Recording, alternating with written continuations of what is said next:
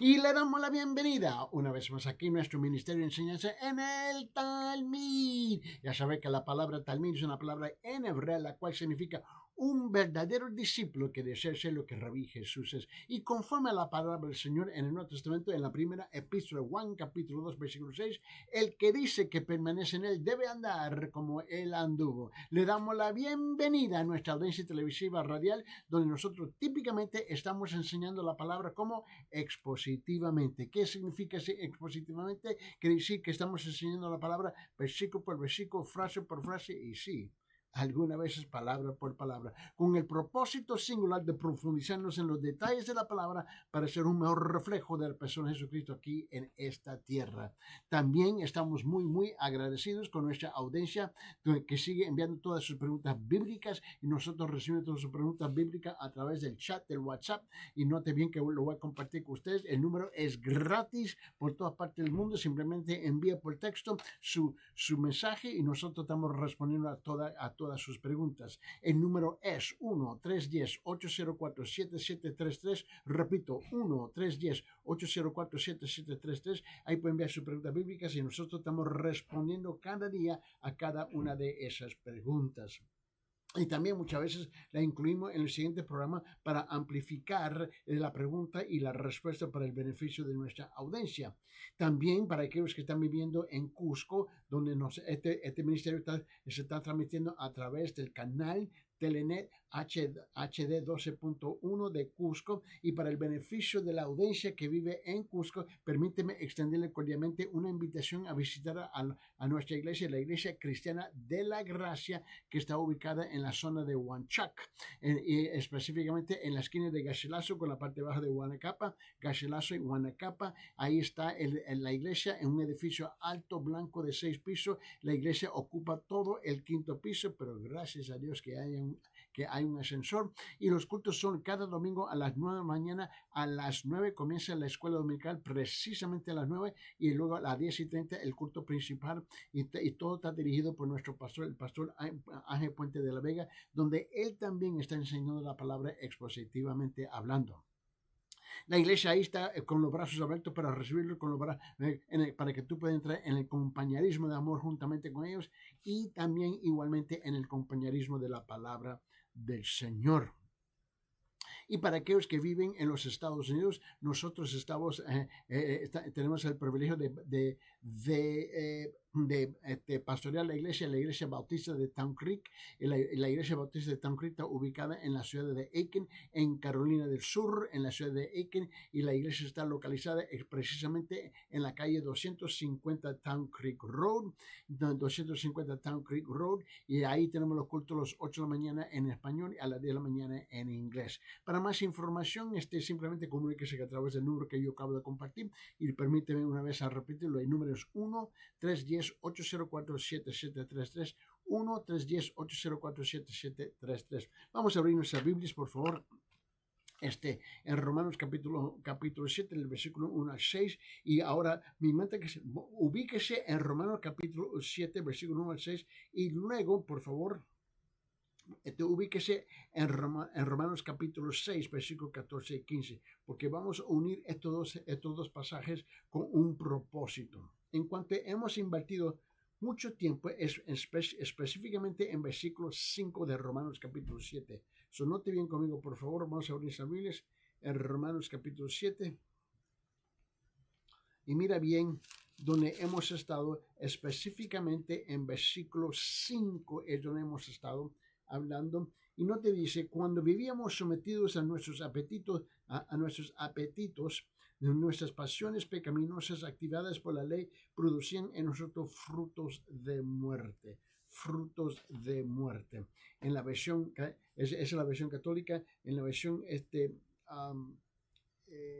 cristiana, dice aquí en Romanos capítulo 7, déjeme ubicarme en versículo 5, dice: porque mientras estábamos en la carne, las pasiones pecaminosas despertadas por la ley actuaban en los miembros de nuestro cuerpo a fin de llevar fruto para muerte. Aquí ya tenemos 5 o 6 días hablando sobre estos pasajes.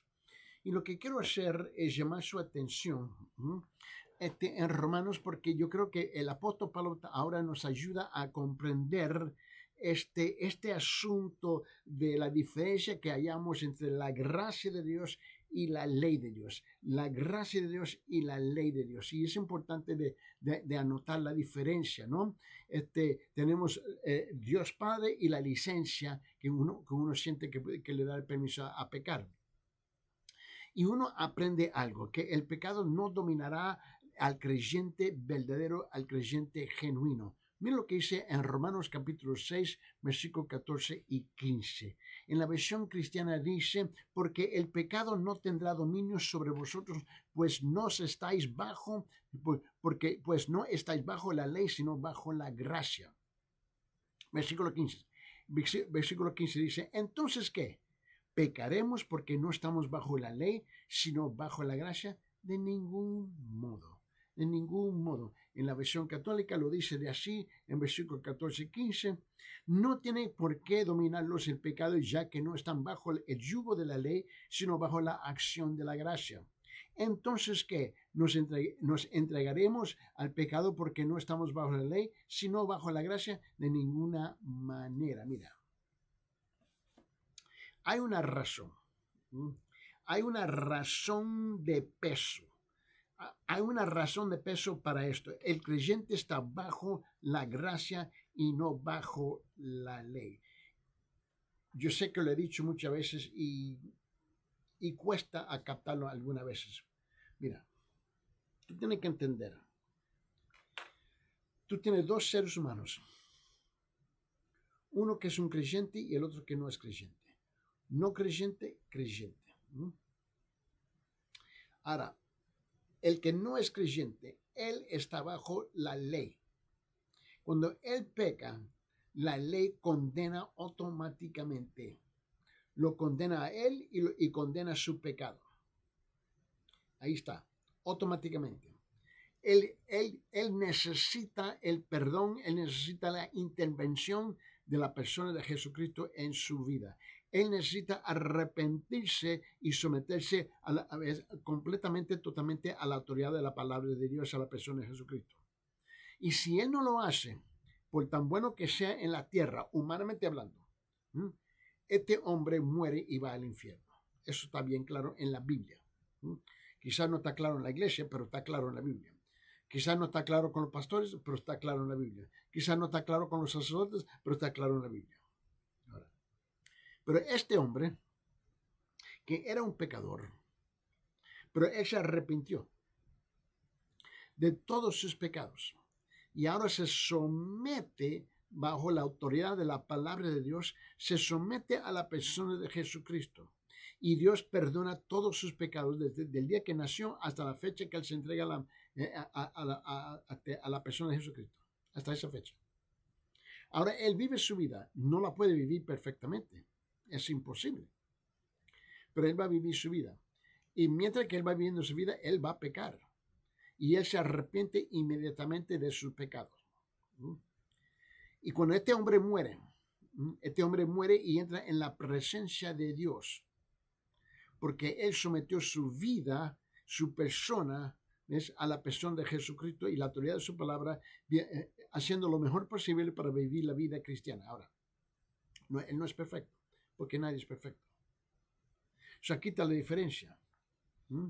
Hay una razón de peso para esto. El creyente está bajo la gracia y ya no está bajo la ley. Mira, la primera cosa que tenemos que comprender es esto. Número uno, la persona bajo la ley siempre está luchando por guardar la ley.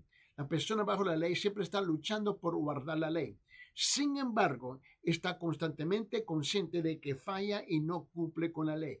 Él sabe muy bien que él no puede cumplir con la ley. Él lo sabe. Y la ley está siempre delante de su rostro. Delante de su rostro. Escuche bien. La conciencia de culpabilidad lo está comiendo vivo. Mira, él lucha y se esfuerza. Lucha y forceja. Trabaja y se esfuerza por obedecer. Pero Su experiencia está llena de tensión, su experiencia está llena de presión, su experiencia está llena de decepción, su experiencia está llena de desánimo.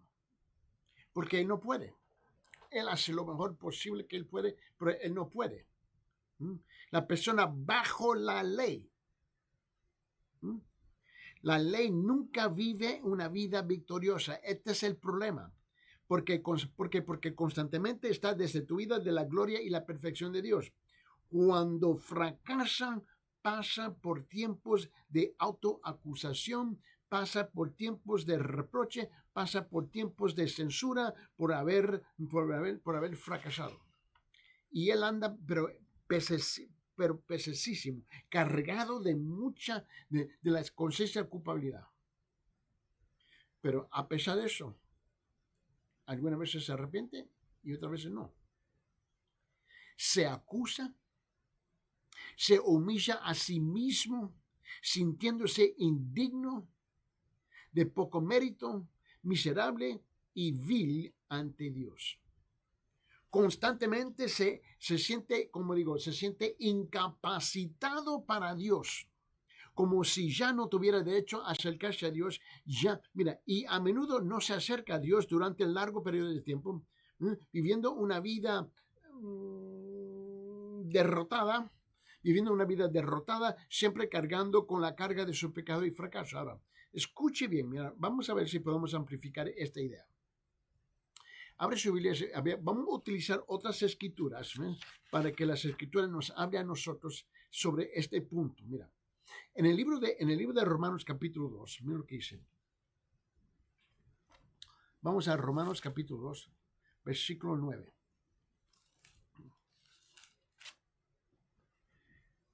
Mira lo que dice en Romanos capítulo 2, versículo 9.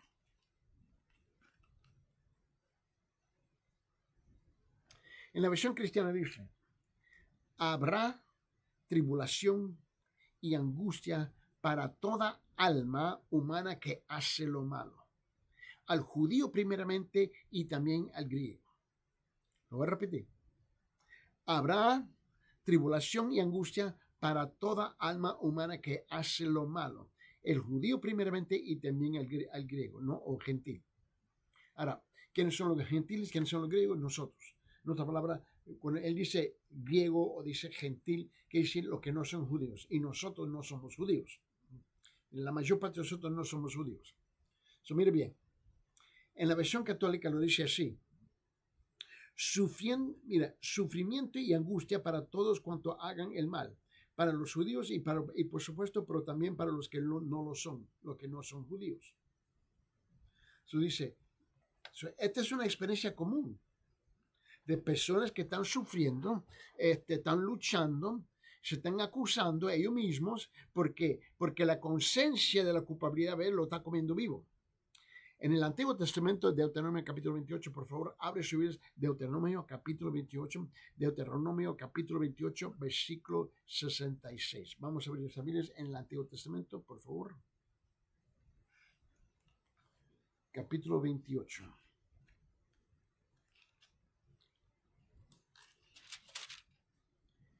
Mira lo que dice versículos 66 y 67. 66 y 67. En la versión cristiana dice: y tendrás la vida pendiente de un hilo, y estarás aterrado de noche y de día, y no tendrás seguridad de tu vida. Por la mañana dirás: oh, si fuera la tarde, y por la tarde dirás: oh, si fuera la mañana, por causa del espanto de tu corazón con que temerás y por lo que verán tus ojos. La persona está con una tremenda inquietud. Y es notable. Se puede ver lo que está pasando en la vida de esa persona. En la versión católica lo dice así, versículos 66 y 67 dice: tendrás siempre la vida pendiente de un hilo. Estarás asustado día y de noche y no vivirás nunca seguro. Por la mañana dirás: ojalá llegara la tarde, y por la tarde dirás: ojalá llegara la mañana, a causa de la angustia que ahogará tu corazón y del espectáculo que contemplarán tus ojos. Es una persona que no tiene ninguna paz. No tiene ni una gota de paz. Y sigue igual. ¿Te recuerda de Job? Abre su Biblia en el libro de Job, capítulo 9. Job, capítulo 9. Vamos a abrir nuestras Biblias en Job, capítulo 9, por favor. Mira lo que dice el libro de Job, capítulo 9. Vamos ahí, por favor.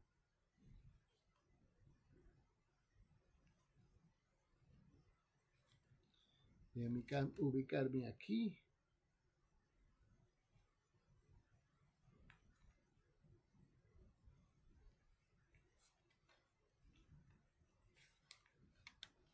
En capítulo 9. Mira bien. Ahora, una vez las páginas se me pegan y no quieren separarse. Pero vamos ahí. Con un poquito de paciencia. Mira lo que dice en Job capítulo 9. En versículo 20. Capítulo 9, versículo 20. Mira lo que dice.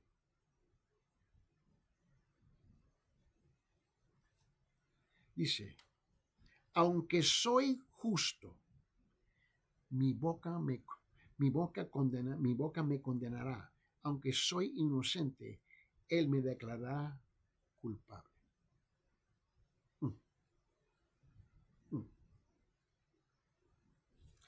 Aunque yo me siento humanamente hablando que yo soy justo, pero el momento que yo abro la boca, mi propia boca me está condenando.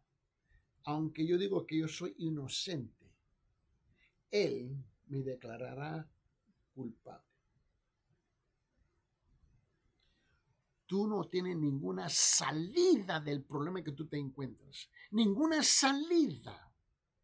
Pero tú sigues, y tú sigues, y tú sigues, y tú sigues, y tú sigues, igual como nada. En ese mismo libro de Job, capítulo 15, versículo 20, dice esto. Job 15, 20 dice, todos sus días el impío se retuerce del dolor y contados están los años reservados para el tirano. Simplemente lo está esperando. Y él vive una vida miserable. Tengo un señor con quien estoy trabajando ahorita. Mira, él está en el hospital. Está al borde. Ya los médicos dijeron que no hay remedio para él. Pero tú le hablas a él y a él no le importa nada. Pero la enfermera me dice que en la noche él no puede descansar, en la noche está llorando, está irritado, agitado, de la conciencia lo está comiendo vivo. Pero si tú te presentas enfrente de él, él es, que yo esto y que yo lo otro. Mira, más mula no puede ser, más burro no puede ser. Él sabe que el fin está por llegar. Él lo sabe. Pero en su orgullo, él no se arrepienta. Tú no puedes forzar a nadie a hacer lo que ellos no quieren hacer. Simplemente orar por ellos, interceder por ellos. Señor Padre, pido tu misericordia que sea derramada en la vida de esta persona. Eso es lo que tú estás pidiendo al Señor. Pero él terco, necio. En el libro de Salmo 38, escuche bien, en Salmo capítulo 38, mira lo que dice el versículo 4. En Salmo 38, versículo 4 dice, porque mis iniquidades han sobrepasado mi cabeza.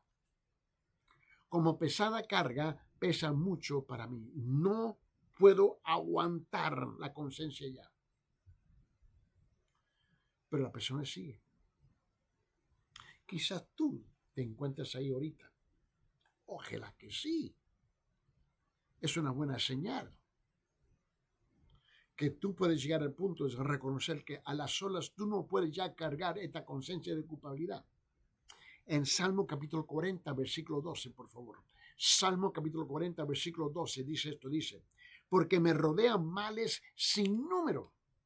Mis iniquidades me han alcanzado y no puedo ver. Son más numerosas que los cabellos de mi cabeza y el corazón me falla. Tu pasado te va a cansar. Salmo 51, versículo 3. En Salmo capítulo 51, versículo 3, el salmista dijo, porque yo reconozco mis transgresiones y mi pecado y mi pecado está siempre delante de mí. Ahí está el problema. Reconoce tus pecados. ¿Sí o no? No sé. Reconoce tus pecados. ¿Sí o no? Porque si tú dices no, por tu orgullo, no te preocupes que va a llegar la hora que tú vas a reconocer. Y mi oración es que no sea demasiado tarde. Que no sea demasiado tarde que tú puedes llegar a reconocer que tú necesitas un verdadero arrepentimiento. Tú necesitas la gracia de Dios. Tú necesitas la misericordia de Dios. Salmo 107. Por favor, abre su Biblia, Salmo 107, versículo 17. Salmo 107, versículo 17 dice, por causa de sus caminos rebeldes y por causa de sus iniquidades, los insensatos fueron afligidos. Los insensatos fueron afligidos. Libro de Proverbios, capítulo 13, versículo 15. Proverbios, capítulo 13, versículo 15 dice, el buen entendimiento produce favor, mas el camino de los pérfidos es duro. La segunda cosa que quiero compartir, que el verdadero creyente está bajo la gracia y no bajo la ley. Punto número 2. El verdadero creyente está bajo la ley, bajo la gracia y no debajo la ley. Mira, Dios, tenemos que entender que Dios no es un juez. Dios no es un juez legal que se cierne sobre el creyente para castigarlo cada vez que peca quebrantando una ley en particular. No. El creyente no está bajo un dominio tan aterrador, no está bajo la ley, sino bajo la gracia. Ahora, mire bien, estoy viendo mi celular en WhatsApp. ¿Cómo? Dice, ¿qué significa esto? En referencia a lo que acabo de decir. Ok, mira, el creyente no está bajo un dominio aterrador, no está bajo la ley, sino bajo la gracia. Esta es la pregunta. Vamos a ver, ¿qué significa esto? Ahora, esto es en referencia a lo que acabo de decir. Ok, mira lo que dice, mira, significa que el creyente acepta la gracia de Dios demostrada en la persona de Jesucristo. Significa que el creyente acepta la gracia de Dios demostrada en la persona de Jesucristo cuando Él fue a la cruz. Es decir, el creyente acepta la justicia, el creyente acepta la perfección sin pecado de Cristo como su propia justicia. El creyente acepta la vida de Jesús, que Él vivió una vida perfecta en la tierra, aunque como creyente yo no lo he vivido perfecto. Mi posesión ahora está en la persona de Jesús. Y lo que está pasando aquí es esto, que posicionalmente mi salvación está en la persona de Jesucristo. Yo vivo como si yo estoy viviendo la vida como si yo lo hubiera hecho yo, pero Él me representa. Cristo te representa a ti. El creyente el creyente identifica su vida con la vida de Cristo. Y Dios toma la aceptación de Cristo por parte del creyente y cuenta su aceptación como justicia. ¿No? En pocas palabras, vamos a ponerlo así. Dios le da crédito a la justicia del creyente cuando el creyente acepta la justicia de Cristo. Dios considera la fe del creyente como la justicia de Jesucristo. Tal es el gran amor de Dios. Tal es el gran amor de Dios. Pero tenga en cuenta que esta es la posición de la gracia, no la ley. Es decir, el creyente es considerado justo y colocado en la posición de justicia cuando cree en Cristo. Él es colocado en Cristo y posicionado en Cristo de una vez por todas cuando él verdaderamente cree. Tal es la posición justa del creyente. Ahora, vamos a ver. Tengo otras preguntas aquí. Por eso me encanta este intercambio con la audiencia. Mire. Sin embargo, mira esta pregunta. ¿Qué hay de la vida justa del creyente? Wow, buena pregunta. ¿Qué hay de la vida justa del creyente? En términos muy prácticos, escuche la siguiente pregunta. ¿Cómo se guarda el creyente del servir al pecado y vivir bajo el pecado y desagradar a Dios? Ese lo estoy leyendo en el WhatsApp. Sí. Mira otra pregunta. ¿Cómo puede vivir honestamente bajo la gracia día tras día? Mira otra pregunta. ¿Cómo puede vivir bajo el favor de Dios todo el tiempo? Mira otra pregunta. ¿Cómo puede agradar a Dios y recibir su aprobación y aceptación? Bueno, aquí tenemos, varias preguntas, buenas preguntas. Mire bien. ¿Ok? Vamos a ver si podemos dividir esto. Mira. Primeramente, el creyente verdadero, el creyente genuino debe tener constantemente ante su rostro la gloriosa verdad. Está bajo él y ella está bajo la gracia de Dios. Dios es el Padre del creyente y el creyente se ha convertido en un verdadero hijo de Dios. Por lo tanto, el verdadero creyente es favorecido y aceptado por su Padre Celestial. Lo que el niño tiene que hacer es mantenerse en ese favor. Debe conservar el favor y la aprobación de su padre. Cuando peca, necesita ir a su padre con toda sinceridad y pedir perdón y arrepentirse de su pecado. Mira, si mantiene una relación abierta, si mantiene una relación abierta con su padre, siempre acercándose a él y pidiéndole perdón y arrepintiéndose, es perdonado. Ahora, se hace que es la palabra que busco,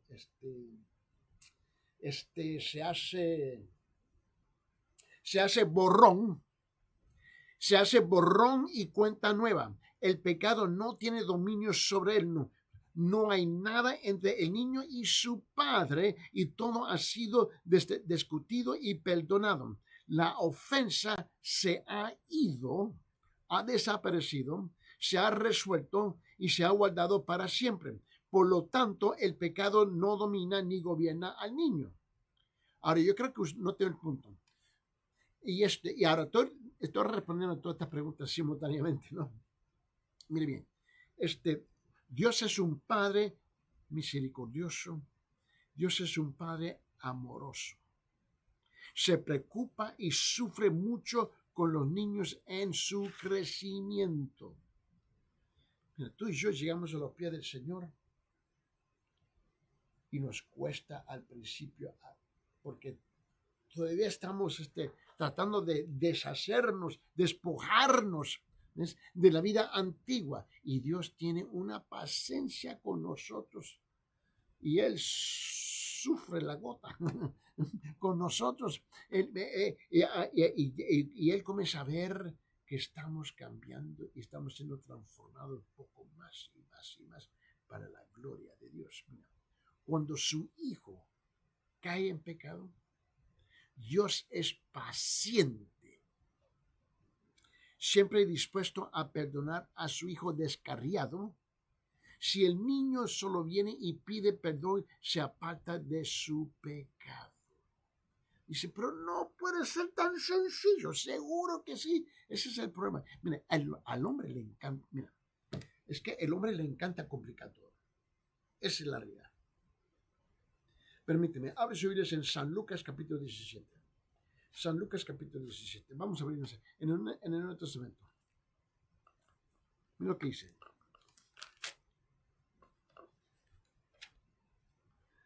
San Lucas capítulo 17, al principio de ese capítulo. Mira bien. Mira lo que dice versículo 3 y 4. Versículo 3 y 4. En la versión cristiana dice, tener cuidado, si tu hermano peca, repréndelo, y si se arrepiente, perdónalo. Y si peca contra ti 7 veces al día y vuelve a 7 veces diciendo, me arrepiento, perdónalo.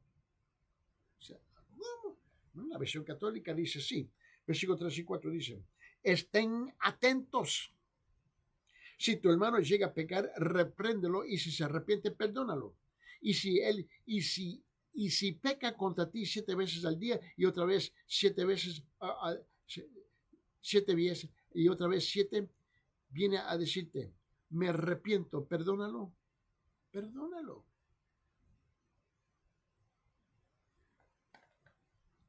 Mira, una pregunta. ¿Cuántas veces tú y yo hemos pecado?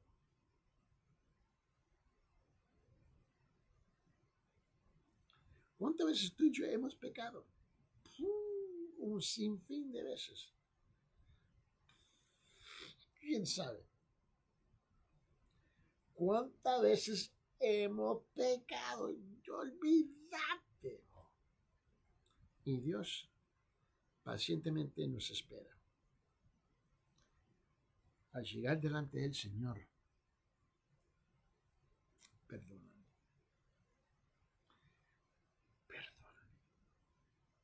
Y si Dios tiene la paciencia que tú y yo hemos pecado, mira, miles y miles y miles de veces, y Él nos perdona, ¿cómo es posible luego que tú y yo no tenemos paciencia a perdonar a otro? ¿Cómo es posible? Mira. En primera de Juan capítulo 1, en la primera epístola de Juan capítulo 1, mira lo que dice la palabra del Señor. En la primera epístola de Juan capítulo 1, mira lo que dice.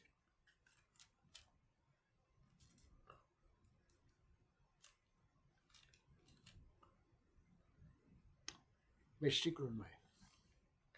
En 1 Juan capítulo 1, versículo 9, escuche bien, en la versión cristiana dice, si confesamos nuestros pecados, Él es fiel y justo para perdonarnos los pecados y para limpiarnos de toda maldad. ¿Escucharon?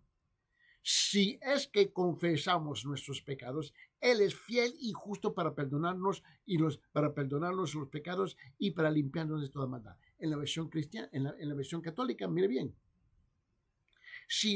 Mira, dice, si reconocemos nuestros pecados, Dios es justo y fiel para perdonar nuestros pecados y nos purificará de toda maldad. Pero tú tienes que pedir perdón. Si tú no pides perdón, mira, tú no puedes recibir lo que tú no pides. Ahora, pregunta. Permíteme. Mira esta pregunta. ¿Cuánto tiempo es paciente Dios? ¿Cuánto tiempo es paciente Dios? Mira bien. Bueno, la Biblia dice que su misericordia es para siempre. Su misericordia cubre todo pecado y todo pecado. Es lo que dice el Biblia. Mira, permíteme. Abre su Biblia en Salmo 106. Salmo 106. Vamos a ir, Salmo 106. Vamos, Salmo 106, por favor.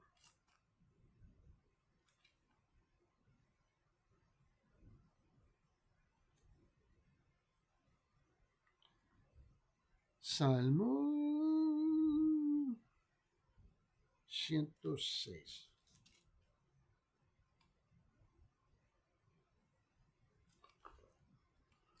Vamos a ver cómo lo pone. La versión de la Biblia católica, el formato está organizado muy diferente que la Biblia cristiana. Y en Salmo 106, versículo 1, mira lo que dice. En la versión católica dice, él dice, aleluya, den gracias al Señor porque es bueno, porque es eterno su amor. Es eterno su amor. Mira bien, como él lo dice.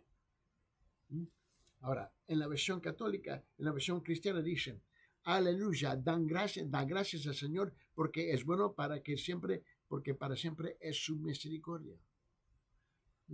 Bueno, tú haces la pregunta, ¿cuánto tiempo es paciente Dios? Siempre, siempre, siempre. En Salmo 107, que es el siguiente capítulo, en versículo 1 dice, da gracias al Señor porque Él es bueno, porque para siempre es su misericordia. Lo dice bien claro aquí, igual, den gracias al Señor porque es bueno, porque es eterno su amor, en la versión católica. Lo dice igual, mire bien. Mira, Salmo 118. Vamos a abrir esa Biblia. Salmo 118, por favor. Mira lo que dice en versículo 1 al 4. En la versión cristiana dice, da gracias al Señor porque Él es bueno, porque para siempre es su misericordia. Diga ahora Israel, para siempre es su misericordia. Diga ahora la casa de Aarón, para siempre es su misericordia. Diga ahora los que temen al Señor, para siempre es su misericordia. En la versión católica lo dice igual. Mira lo que dice, él dice, den gracias al Señor porque es bueno, porque es eterno su amor. Diga el pueblo de Israel, es eterno su amor. Diga la descendencia de Aarón, es eterno su amor. Diga lo que respeten al Señor, es eterno su amor. Él es siempre. En San Lucas capítulo 17, versículos 2 y 3. Vamos a rezar ahí. San Lucas capítulo 17, por favor. San Lucas capítulo 17. Vamos a rezar ahí, por favor. Capítulo 17.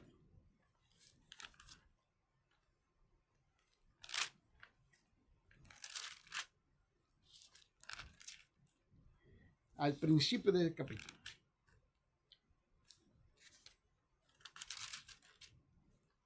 Capítulo 17. Mira lo que dice. Cuando tú haces la pregunta, ¿cuánto tiempo es paciente Dios? Siempre. Ese es el fenómeno que no captamos. Que Él es paciente siempre. En San Lucas capítulo 17, versículos 2 y 3 dice, mejor sería si se colgara una piedra de molino al cuello y fuera arrojado al mar que hacer tropezar a uno de estos pequeños. Tener cuidado. Si tu hermano peca, repréndelo y si se arrepiente, perdónalo. En la versión católica lo dice así.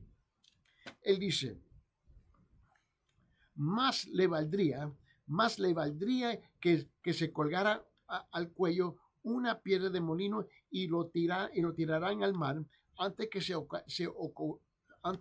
ocasión de pecado para uno de estos pequeñitos. Estén atentos. Si tu hermano llega a pecar, repréndelo y si se arrepiente, perdónalo. No sé qué decirte. Tú tienes que perdonar.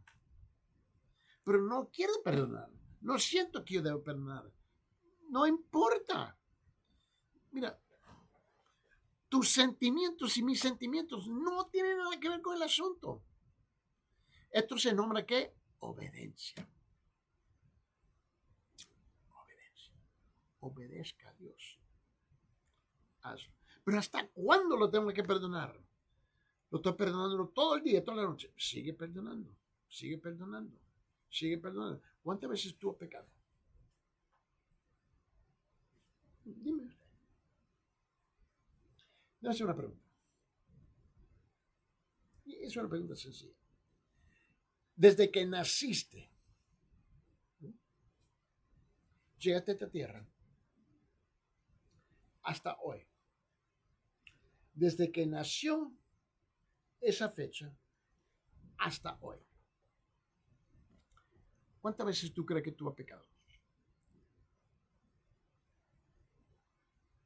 Sea honesto. Uno dice, no tengo la menor idea. ¿Cuántas veces yo he pecado? Yo no tengo la menor idea. Yo sé que yo he pasado una vida pecando. Yo he pasado una vida pecando. Y gracias a Dios que Dios siempre está preparado para perdonar. Gracias, Señor. Tú le debes dar gracias a Él.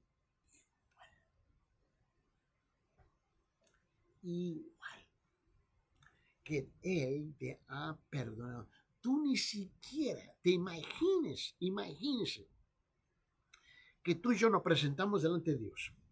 Y Dios dice, arrepiente de todos sus pecados, uno por uno. ¿Uno por uno? ¿Uno por uno? Ni me recuerdo. ¿Y qué pasa si no te recuerdas? Estás condenado.